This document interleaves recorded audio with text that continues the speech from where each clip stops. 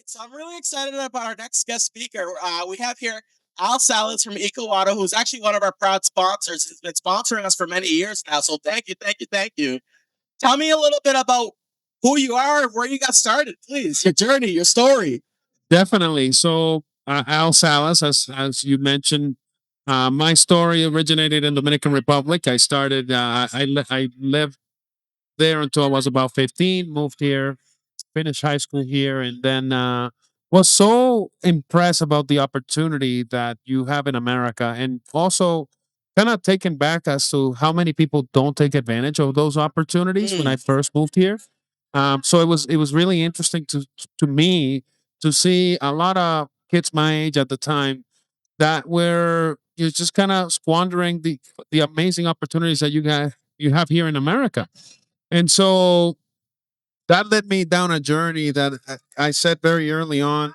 I wanna do something special. I wanna do something big, and most importantly, I wanna have a business here in America and live what I call the Dominican dream absolutely.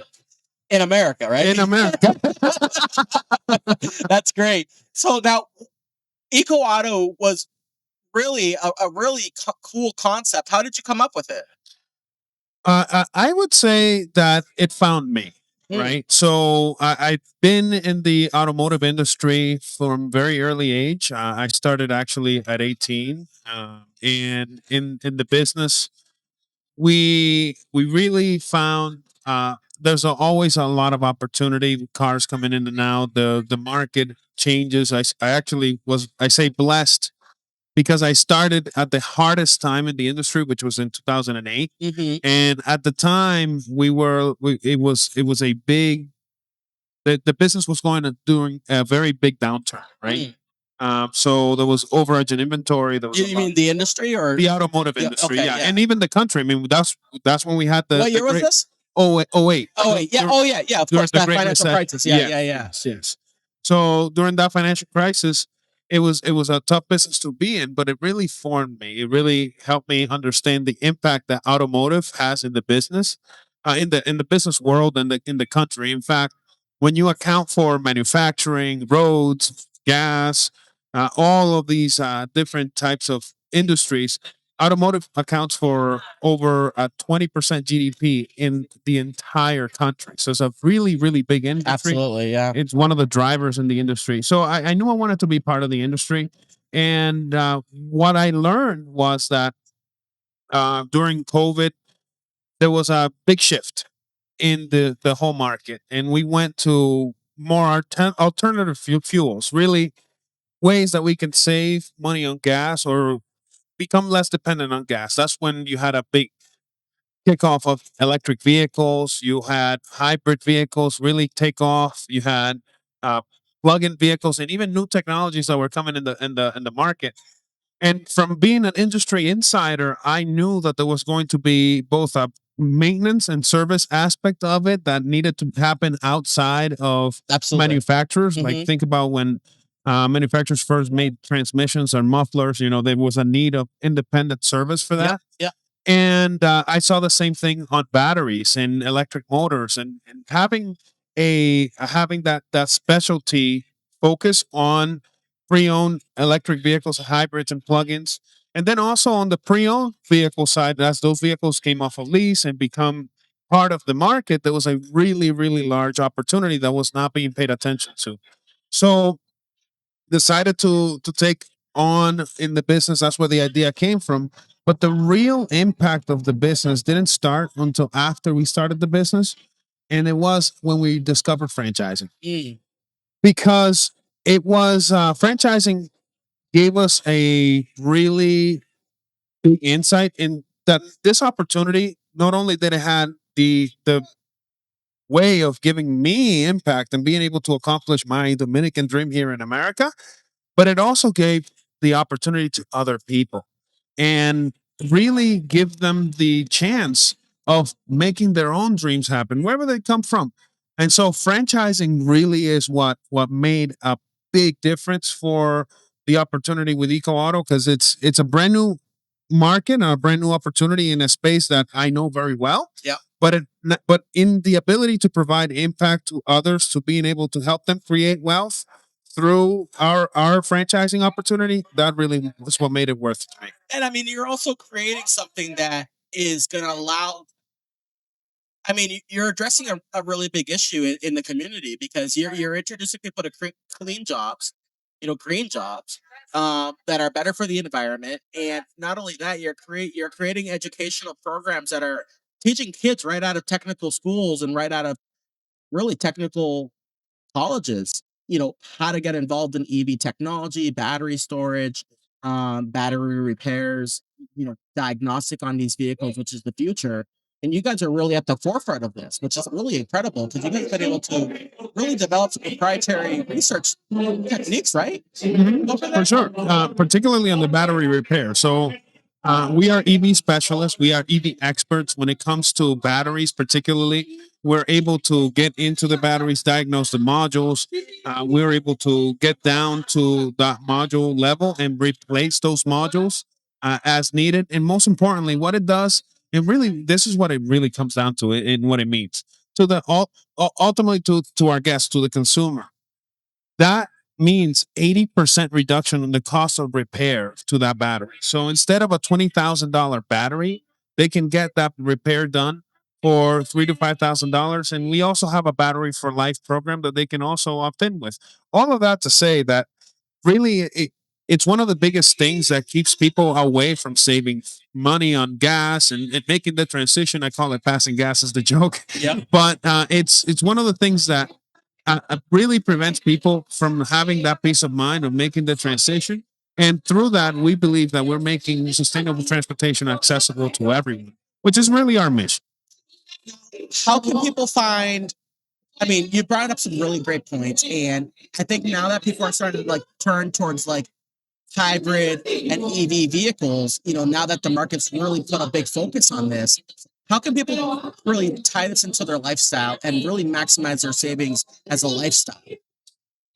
Irving, I really love that question. And it's because electric vehicles in particular, just to pick on one, for example, but sustainable transportation in general has been portrayed to this point as a premium, right? You have to pay a premium to be able to be sustainable.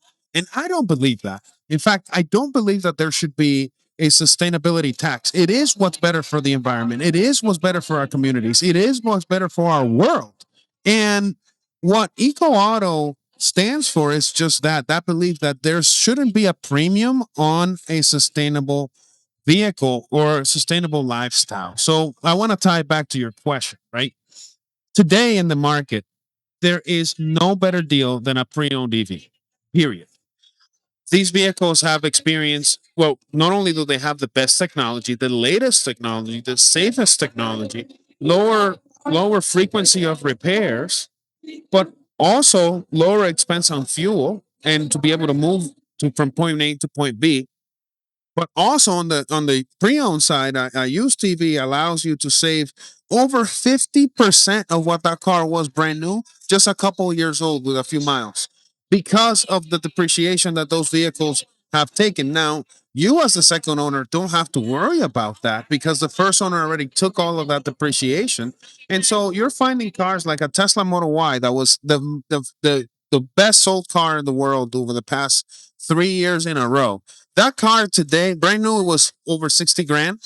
Today, you can pick that car up for under $30,000. Wow. Here, and that's not included if you're in states like Massachusetts, where we have incentives that allow you to save an additional 5 grand. And if you do Uber, Lyft, or any sort of rideshare, an additional $6,000. Wow. So that's a ton of incentives that no, you get to save money on the cost up front. You get to save money on running the vehicle. You get to save money on the maintenance. You get to save money on the rebates that we're talking about. And not only that, you also get to save the environment. So it really points to what we're talking about, not having to pay a sustainability premium, and in fact, being better financially off by making a sustainable decision. Absolutely. And I actually think that's really important because I think that when people think about electric vehicles, they think, oh my God, they're really nice looking cars, but they're very expensive.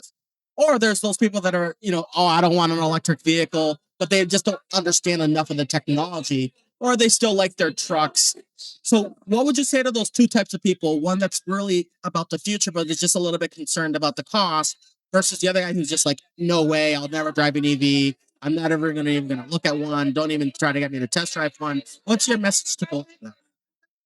Well, it might sound a little counterintuitive because I'm going to tell you firsthand as the founder of Eco Auto, an EV is not right for everybody.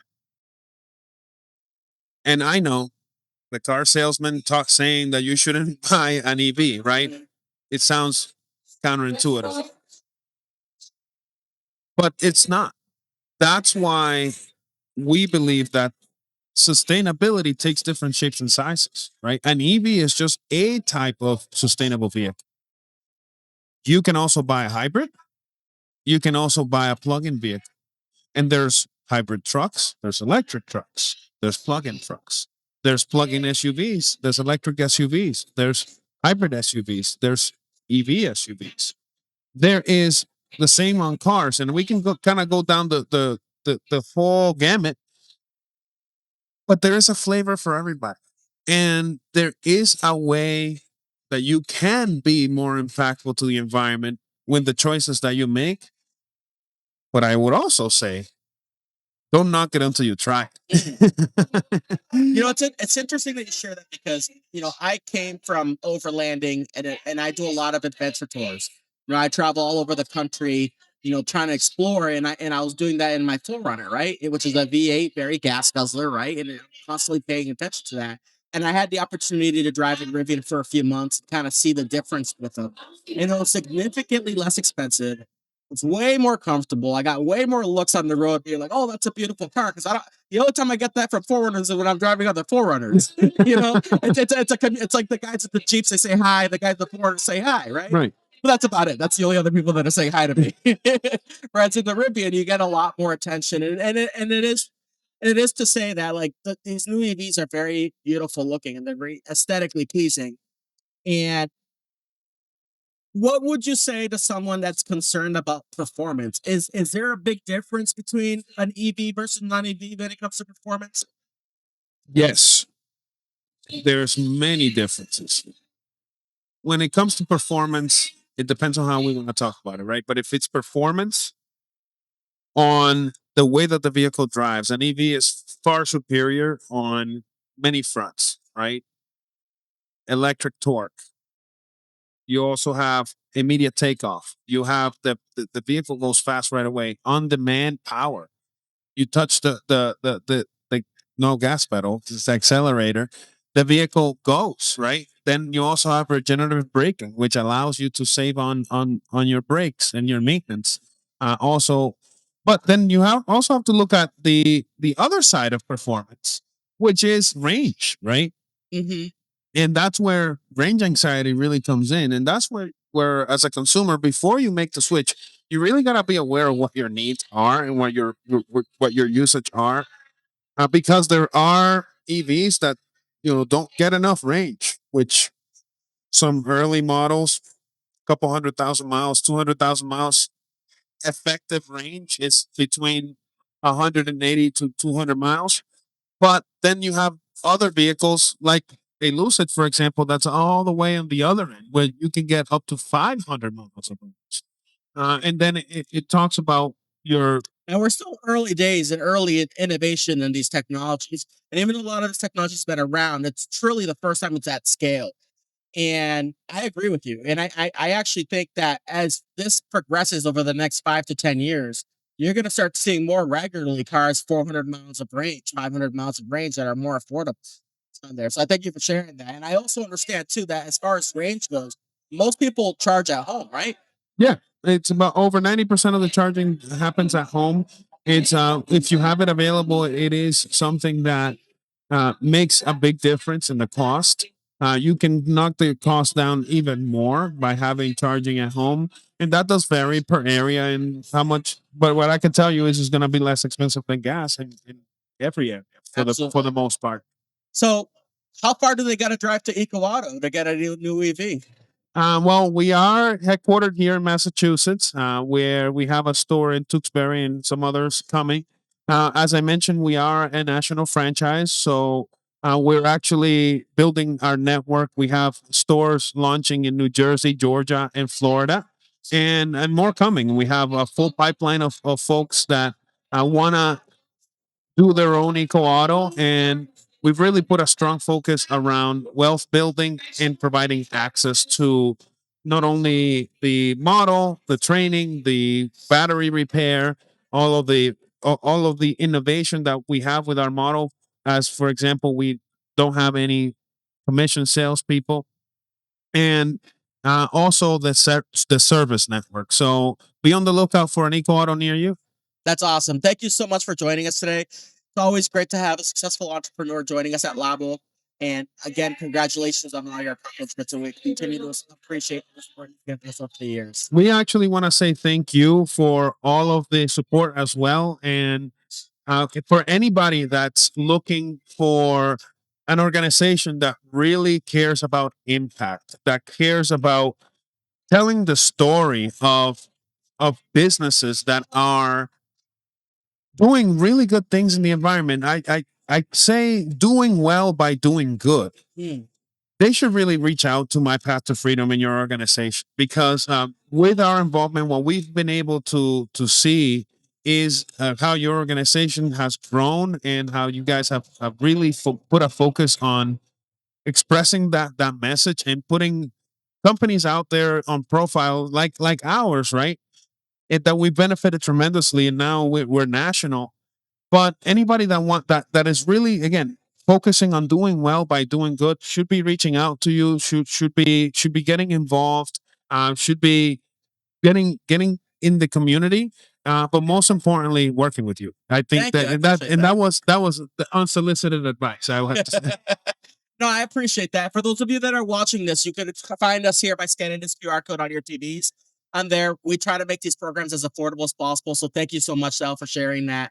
Really means a lot to us. And I wish you all the best of all the success that you've been having and with your franchises as well. So we look forward to collaborating again. Thank you. No, we're definitely going to be collaborating a lot more. Awesome. Thank you.